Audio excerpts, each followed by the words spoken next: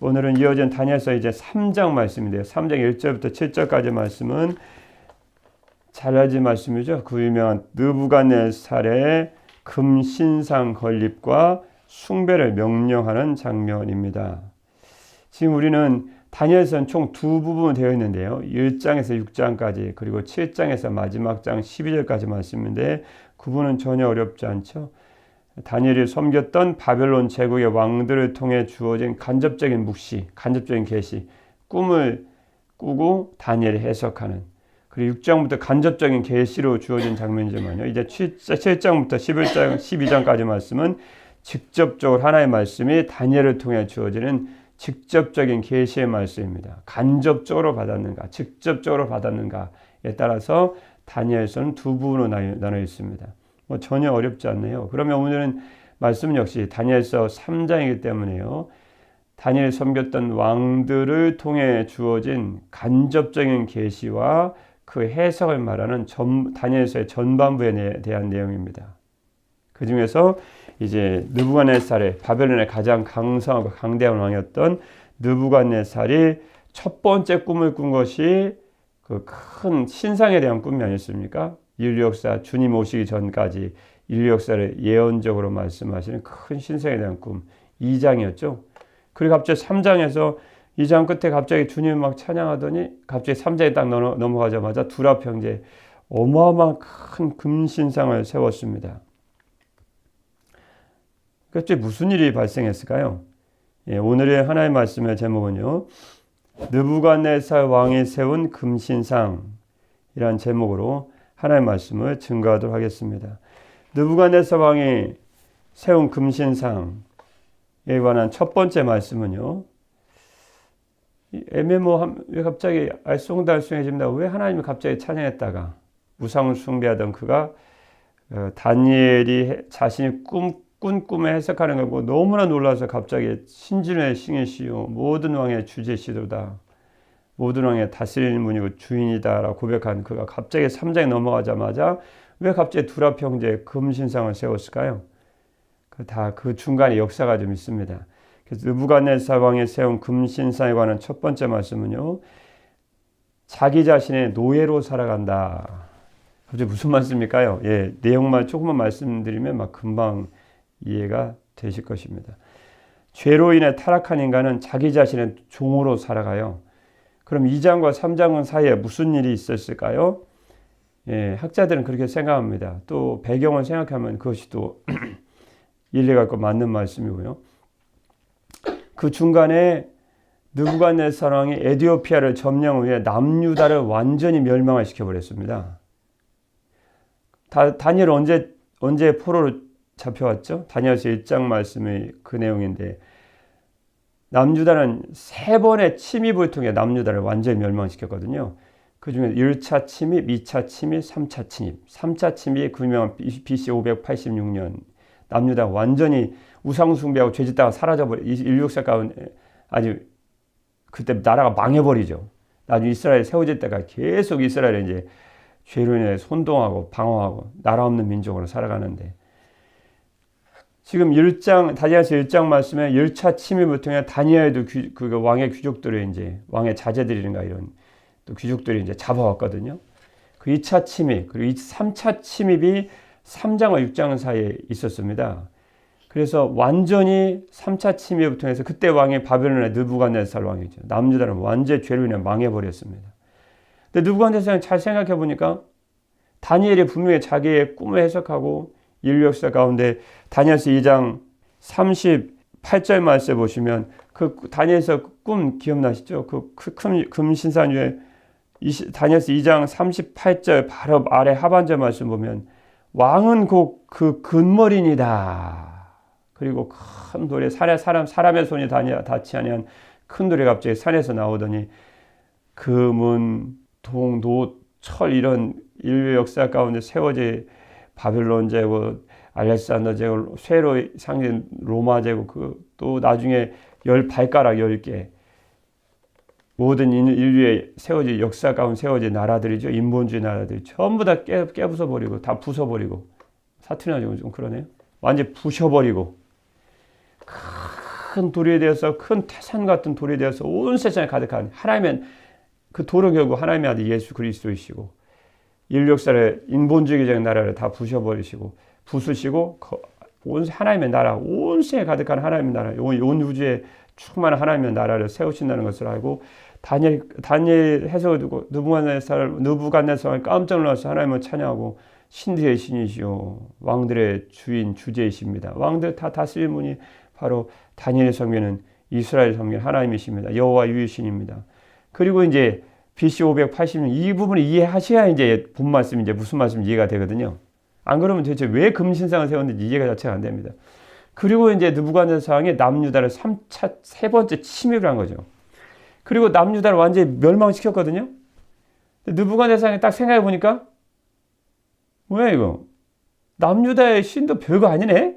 라는 착각이 딱 든 거예요. 왜냐면 그들은 범죄로 인해서 멸망했는데 자기 생각에는 자기가 힘이 세고 능력이 있고 권세가 있고 나라가 강하고 자기가 큰 나중에 자기의 힘과 능력을 자랑하지만 그것 통해서 자기가 무너뜨린 걸 생각한 거예요. 고대 전쟁은 신들의 전쟁을 생각했거든요. 남유다가 섬기고 다니엘이 섬기는 신은 여호와 하나님 유일신이시고 자기가 섬기는 신은 우상인데 자기가 섬기는 신이 이겼다고 생각한 거예요. 뭐야 남유다 신 별거 아니네? 아 내가 권세가 세구나. 그 금머리는 난데. 그래서 금머리 뭐야 남유다 신 여호와 하나님이 뭐 인류 역사 가운데 다니엘 통해 예언하더니 뭐 금머리가 나중에 깨부서지고 부서져 버리고 다른 나라들이 쏘고 그 나라도 부서진다는데 무대가 제일 세네. 그래서 자기 금머리를 가지고 나중에 신상을 만들고 전부 다 금칠을 해버린 거예요. 자기 나라가 영원하다는 거죠. 자기가 제일 세다는 거죠. 이해가 되시죠? 그래서 1절입니다. 시작입니다. 느부갓네살 왕이 금으로 신상을 만들었으니 높이는 60규빗이요. 높이는 60규빗이요. 너비는 6규빗이라. 그것을 바벨론 지방의 두라 평지에 세웠더라. 느부갓네살 왕이 그 신상을 세우는데 잘 보십시오. 원래 자기만 다니엘서 2장 38절 말씀면 머리만 금머리인데 뭐야 내가 제일 세네. 우리 신이 제일 세잖아. 저건 자기가 제일 세다 그 뜻입니다. 신을 빙자해서 자기를 우상화시키고 싶은 거죠. 모든 독재 국가의 왕들은 다 결국은 자기들이 신이 되고 싶은 거예요. 그러니까 김정은도 그런 거 있지 않습니까? 처음에 딱 자기 아버지 이어받고 딱 나오니까 차를 내릴 때마다 검은 그림자가 싹 생기더니 뭐 자기가 내렸다. 뭐 그리고 자기를 신격화시키잖아요. 중국도 다 마찬가지입니다. 결국은 자기가 신이 되고 싶은 거예요. 결국은 사람 본성은 지가 신이 되고 싶은 거예요. 다들. 그래서 느부갓네살 왕도 자기들이 뭐야 제가 제일 세잖아. 자기가 갑자기 착각에 딱 들었죠. 이게 과대망상증이라는 거죠. 자기를 과대 포장해서 그걸 믿어버리는 거 아닙니까? 그래서 자기가 남유다를 딱 무너뜨리고 신들의 전쟁에서 자기 우상이 이겼다고 착각을 한 거죠. 그래서 뭐야 머리만 금이 아니고 전체를 금으로 칠해버린 거예요. 자기 나라가 영원하다. 뭐 녹 같은 나라도 필요 없고 쇠 같은 나라도 필요 없고 발가락 같은 나라도 필요 없고 전체를 금으로 딱 씌워버린 거예요. 자기만 머리만 금인데 원래는 그 바벨론 제국과 그 바벨론 왕이 느부갓네살 왕을 의미하는 것인데 전체 나라가 다 바벨론이다. 다 자기가 왕이다. 내가 신이다. 자기를 절대화시키고 싶은 거예요. 그래서 1절 말씀에 느부갓네살 왕이 머리만 금으로 칠한 것이 아니고요. 금으로 신상을 만들었습니다. 언제요? 남유다를 3차 침입 때 완전히 멸망시킨 다음에. 이해가 되시죠? 지금 자기가 절대적인 왕이 되고 싶은 거예요. 자기가 하나님이 되고 싶은 거예요. 자기 나라만 영원하고 싶은 거예요. 결국 자기가 영원한 왕이 되고 싶은 거예요. 지가 신이 되고 싶은 거예요. 그래서 금으로 신상을 쫙 만들어서 두라 평지에다가 높이가 어마어마합니다. 높이가 60규빗인데 금 신상이 높이가 27m, 너비가 2.7m의 금 신상, 어마어마한 큰 금 신상을 어디서 바벨론 어디 제국에 어디서 보든지 다 보일 만한 곳 두라 평지에다 딱 세웠습니다. 자기가 신이 되고 싶은 거예요. 자기가 신이. 이런 어리석은 생각을 한 것입니다. 그래서 2절 말씀에 보면 이건 이제 신격화를 시켜야 되지 않습니까? 금신상 싹 세우고 자기라고는 얘기 않고 이게 금신상이다. 그래서 끊임없이 3장 1절 말씀이에요. 느부갓네살 왕이 금으로 신상을 만들었으니 6규빗, 높이가 60규빗, 너비가 6규빗, 높이가 약 27m 이런 어마어마한 신상을 세웠죠. 그리고 2장 말씀 하반절 말씀 보니까요. 느부갓네살 왕이 세운 신상의 낙성식에 참석하여 계속 어떤 말씀이 반복되는지 한번 보십시오. 느부갓네살이 세운 금신상 자기가 세웠다는 거예요. 3절 말씀 하반절 말씀이에요. 느부갓네살 왕이 세운 신상의 낙성식에 참석하여 또요. 느부갓네살 왕이 세운 신상 앞에 서니라. 5절 말씀 하반절 말씀이요. 또 나오죠. 이 모든 악기 소리를 들을 때 엎드려 느부갓네살 왕이 세운 금신상에 절하라. 뭐죠? 자기를 계속 지금 신격화시키는 거예요. 이 신상이 이 신상이 결국은 자기라는 거예요. 결국 바벨론 제국이 이렇게 영원하게 원하고 결국 그 위에선 자기가 영원히 다스리는 왕이 되고 싶은 거예요. 자기가 절대적인 신적 존재가 되고 싶은 거예요. 그런 의미가 쭉 있습니다. 결국 7절 말씀이에요. 그러니까 6절 말씀은 누구든지 엎드려 절하지 아니하는 자는 즉시 맹렬을 타는 푸른 불에 던져 넣으리라. 나한테 복종 안 하면 너희들 다 죽는다 그거죠. 7절 말씀에 모든 백성과 나라들과 각 언어를 말하는 자들이 나팔과 피리와 수금과 사명금과 양금과 및 모든 악기 소리를 듣자 그 분위기 조성을 막 한 거죠. 분위기 조성, 악기를 통해 분위기 조성을 합니다. 듣자 곧 느부갓네살 왕이 세운 금신상에게 엎드려 절하니라. 또 나오죠. 느부갓네살 왕이 세운 금신상. 결국 자기가 신이 되고 싶은 것입니다. 자기가 절대자, 즉 좀 확대하면 바벨론 제국이 영원하기를 원하죠. 큰 돌이 나와서 전체를 인본주의적인 세계를 즉 바벨론 제국까지 다 부서뜨리는 그걸 원하지 않는 거예요. 이 사건이 결국 남유다를 멸망시킨 다음에 있었다는 거죠. 결국은 이런 말씀은 계시록 말씀과 쭉 연관이 됩니다. 주님은 그리스도를 대적할 적그리스도에 대한 말씀에서도 데살로니가 후서 원래 계시로 연구할 때 주님의 재림을 연구할 때 세계 역사를 연구할 때는 반드시 다니엘서부터 시작해서 복음서로 넘어가서 데살로니가 후서로 가서 계시로 가야 되거든요. 그러니까 데살로니가 후서 2장 4절 말씀 보시면 불법의 사람 즉 멸망할 운명을 지는 악한 자 즉 적그리스도 앞으로 등장할 반드시 등장할 적그리스도가 나오는데 그 적그리스도가 어떻게 했을까요? 데살로니가 후서 2장 4절 말씀 보시면 그가 이렇게 합니다. 그는 대적하는 자라 신이라고 불리는 모든 것과 숭배함을 받는 것에 대항하여 그 위를 자기를 높이고 그 위에 자기를 높이고 하나님의 성전에 앉아 자기를 뭐라고 할까요? 뭐라고 한다고요? 하나님이라고 내세우느니라.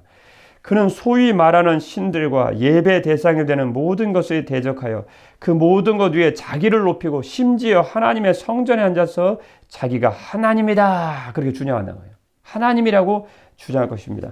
완전 멸망할 자죠. 그래서 멸망으로 향하는 자입니다. 예수님을 대적하는 자죠. 반드시 이 자가 등장한다는 거예요. 우리 믿는 자 늘 이것을 주의해야 됩니다. 이 자가 언제 등장하는지. 이 자가 등장하면 왜 등장하냐면 믿는 자들과 교회를 핍박하려고 등장하거든요. 계시록 13장 말씀. 요한계시록 13장 말씀에 보시면 지금 그 자리에 짐승이라고 하지 않습니까? 짐승 앞에서 받은 바 짐승 앞에서 행하는 거짓 선지자. 짐승을 우상시하고 짐승을 닮은 우상을 만든 자인데요. 짐승 앞에서 받은 바 이적을 행함으로 땅에 거하는 자들을 미혹하며 땅에 거하는 자들에게 이르기를 칼에 상하였다가 살아난 짐승 아까 멸망을 향하는 멸망의 아들 적그리스도죠. 그 짐승을 위하여 우상을 만들라 하더라. 느부갓네살 왕이 자기로 해서 금신상 만드시 똑같은 일을 한다는 거죠. 그가 권세를 받아 그 짐승의 우상에게 생기를 주어 그 짐승의 우상으로 말하게 하고 또 짐승의 우상에게 경배하지 아니하는 자는 몇이든지 다 죽이게 하더라. 이게 바로 오늘 말씀 다니엘서 3장 5절 말씀에 6절 말씀에 누구든지 엎드려 절하지 아니하는 자는 즉시 맹렬을 타는 푸른 불에 던져 넣으리라 하였더라. 불이 활활 타오르는 용광로에 다 던져서 죽일 것이다. 이게 아주 다니엘서 말씀도 쭉 연결가 되는 거죠. 두라평지에 세운 금신상이 결국 자기 자신을 우상화시키는 것이고 나중에 요한계 13년 나오는 전 세계를 지배하는 전 세계 세계정부를 세우고 그 우두머리를 쓰는 이 짐승이라는 자. 여기 다니엘 느부갓네살 왕이 그런 자를 예표하는 거죠. 그 자가 결국 자기를 성전에 앉아서 내가 하나님이다. 그리고 그 앞에 거짓 선지자들이 이제 그 짐승을 의미하는 상징하는 이제 우상을 세워서 다 경배하게 하고 몇이든지 경배하지 않는 자는 결국 다 죽이게 하더라. 이 말씀이죠. 결국은 느부갓네살 왕이 세운 금신상에 관한 첫 번째 말씀 결국 죄로 인해 타락한 인간은 자기 자신의 노예로 살아간다. 연관이 되시죠? 그 정점이 이제 적그리스도가 딱 서 있는 거죠. 그에 대해서 그러면 느부갓네살 왕과 그러면 적그리스도만 그렇게 하는 것인가? 그렇지 않습니다. 사람들은 다 자기 자신의 노예로 살아가려고 그래요. 그래서 마가복음 12장 28절부터 말씀해 보시면 모든 계명 중에 첫째가 무엇이니까? 그리고 주님께서 하신 말씀, 내 마음을 다하고 목숨을 다하고 뜻을 다하고 힘을 다하여 주 너희 하나님을 사랑하라. 그리고 둘째는 이것이니, 그리고 주님이 뭐라고 말씀하시냐면 이웃을 어떻게 사랑하라고 말씀해 주셨죠? 내 자신과 같이. 무슨 말씀인지 아시겠죠? 사람이 얼마나 자기를 우상화시키고 사랑하시는지 아시겠죠? 얼마나 자기를 사랑하면 네 자신처럼 좀 사랑해라. 항상 자기를 너무너무 사랑하니까 자신의 자존심을 건드면 사람이 견디지를 못합니다. 자기를 너무 사랑하는데 자기를 무시했다 이거죠. 나 한판 해보겠다는 거냐 지금? 나를 무시해 네가? 자기를 무상화시키는 거예요 자꾸. 우리는 하나님이 무시를 받으면 화를 내야 좋은데 하나님은 아무리 사람들 뭐라 해도 화도 안 내요. 나와 관계없다는 거죠. 근데 자기만 좀만 자존심 건드면 그냥 불이 활활 타서 내가 용광로가 되는 거죠. 내가 풀무불이 되는 거죠. 다 태워버리려고 막 태워버리는 거죠. 사람들은 자기를 너무너무 사랑해요. 그게 자기를 우상화시키는 거거든요. 자기가 무시받으면 화를 안 내고 다 하나님의 일이 업신여기고 하나님이 업신여기면 화를 내야 되는데 거꾸로 됐어요. 디모데후서 3장 1절 말씀에 그것을 주님은 하나님의 사람 사도 바울을 통해 말씀하실 때 이건 말세에 고통하는 때다. 말세에 고통하는 때가 이르러 디모데후서 3장 1절 말씀이죠. 너는 이것을 알라. 말세에 고통하는 때가 이르러. 첫 번째가 무엇일까요? 무엇이 그게 사람을 고통스럽게 만듭니까? 사람들이 자기를 사랑하며.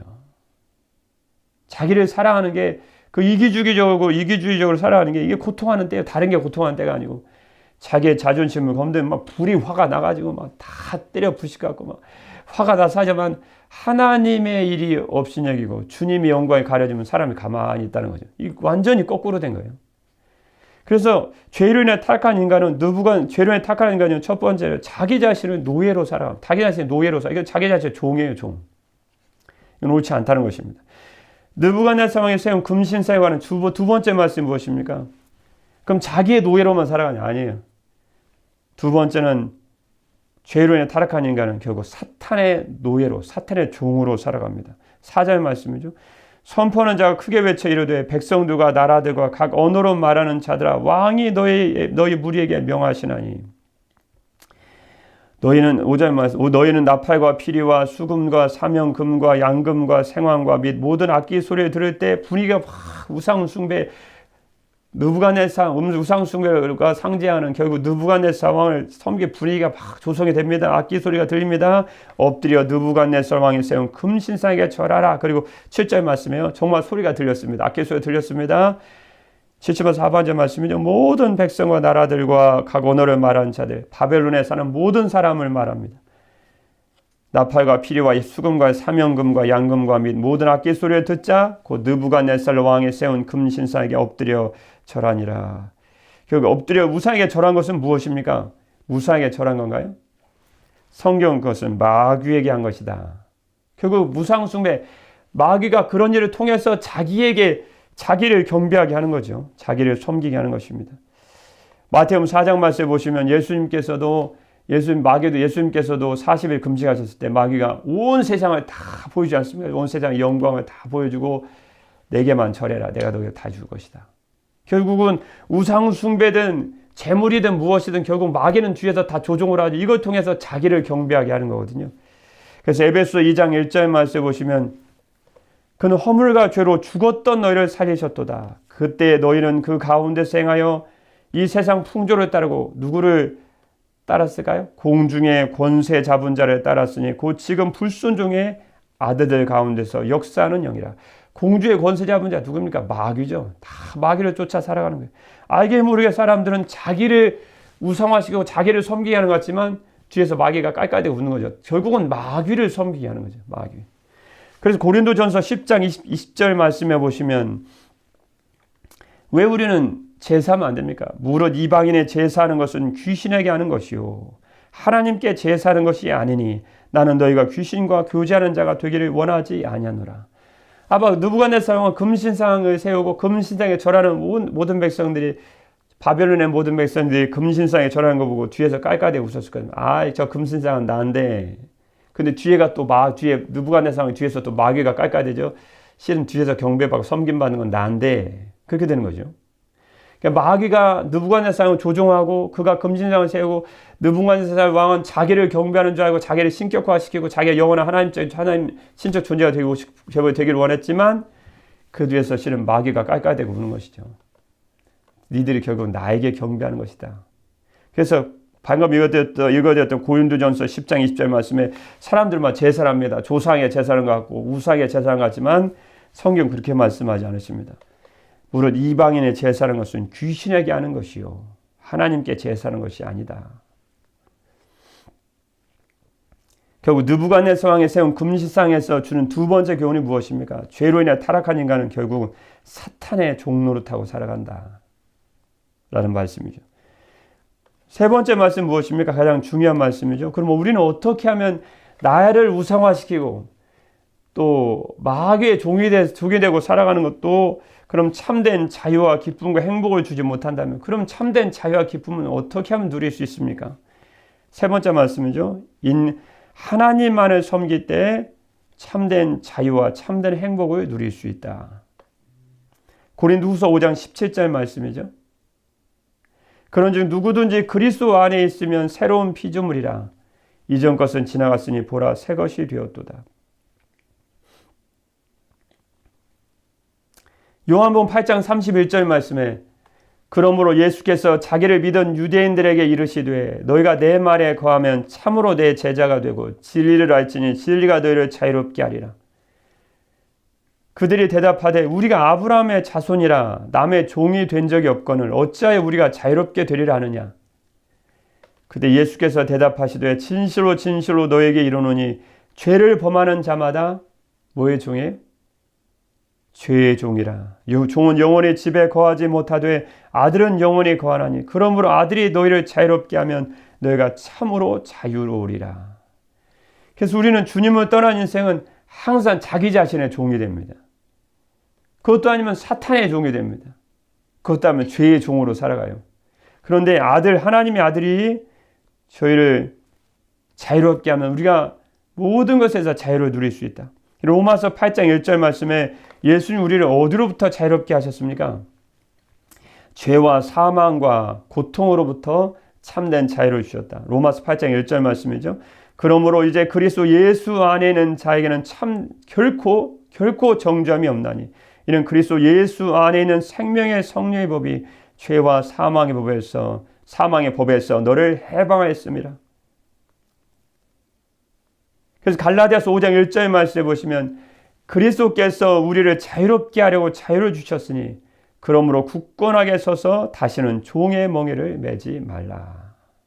사탄의 종노릇하러 이 세상의 율법의 종으로 죄의 종으로 살아가지 말라는 말씀이죠. 그래서 마태복음 11장 28절 말씀에 어디에 우리의 안식이 있습니까? 어디에 우리의 쉼이 있습니까? 어디에 우리의 참된 기쁨과 행복이 있습니까? 수고하고 무거운 짐진 자들아 다 내게로 오라. 내가 너희를 쉬게 하리라. 예수님 안에 있다는 거죠. 나는 마음이 온유하고 겸손하니 나의 멍에를 메고 내게 배우라. 그리하면 너의 마음에 쉼을 얻으리니 이는 내 멍에는 쉽고 내 짐은 가벼움이라 하시니라. 그렇게 말씀해 주셨습니다.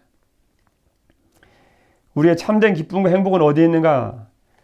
우리가 자기 자신을 우상화시킬 때도 있는 것이 아니고 사단의 종노릇할 때도 참된 기쁨과 자유가 있는 것이 아니고 하나님 한 분만을 섬길 때 참된 자유와 기쁨과 행복을 누릴 수 있다 라는 말씀까지 성경 말씀은 전해주시고 있습니다. 어느 날 런던의 한 클럽에서 문인들이 만나 역사에 빛나는 사람들에 관해 이야기를 나누게 되었습니다. 그들 중 하나가 만약 밀턴이 지금 이 방으로 들어온다면 어떻게 하시겠습니까? 라고 그곳에 모인 문인들에게 물어봤습니다. 그때 사람들이 이렇게 얘기했습니다. 그가 살아있는 동안 제대로 인정받지 못한 것을 생각해서라도 열렬하게 환영해주고 싶은데요 라고 사람들은 대답했습니다. 그러면 그 유명한 셰익스피어가 온다면 어떻게 하시겠습니까? 그에게 모두 일어나 영광의 관이라도 씌워주고 싶습니다 라고 사람들은 대답했습니다. 그러자 이번에는 앞에 있는 사람이 다음과 같이 물었습니다. 그러면 예수 그리스도가 걸어 들어오신다면 어떻게 하시겠습니까?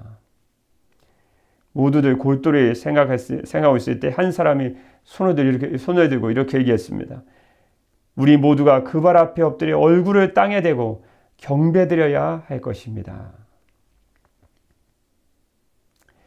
느부갓네살 왕이 세운 금신상이란 제목에 관한 첫 번째 말씀 무엇입니까? 죄로 인해 타락한 인간은 자기 자신의 종으로 살아간다. 두 번째 말씀은요. 죄로 인해 타락한 인간은 사탄의 노예로 살아간다. 세 번째 말씀, 오늘 말씀 중에 가장 중요한 말씀이죠. 경배에 관한 마지막 이야기와 같이 인간은 하나님 한 분만을 섬길 때 그분 안에서 참된 자유와 참된 행복을 누릴 수 있다 라는 말씀이었습니다. 오늘 이후로 여러분은 자기 자신이나 사탄의 노예가 아닌 오직 전능하시고 유일하시고 참 하나님이신 유일한 하나님이신 우리 하나님 한 분만을 섬기심으로 그리스도께서 주시는 그분 안에서 누리는 참된 자유와 참된 행복을 모두 다 누리시는 진정한 자유인으로 이 땅을 살아가시기를 우리 예수님의 이름으로 축복합니다. 기도하겠습니다. 주는 영이시니 주의 영이 계신 곳에는 자유가 있느니라. 아멘. 사랑의 우리 주 하나님 아버지, 자기 자신이나 사탄의 종으로 살아가는 어리석은 자가 아닌 진정한 유일신이시고 유일한 하나님이신 하나님 한 분만을 섬김으로 그리스도께서 주시는 참된 자유함과 참된 행복을 누리는 가장 복된 성도들로 가장 진정한 자유인으로 이 땅을 살아갈 수 있도록 축복하여 주옵소서. 참된 자유와 행복을 주시는 우리 주 예수 그리스도의 이름으로 기도드립니다. 아멘.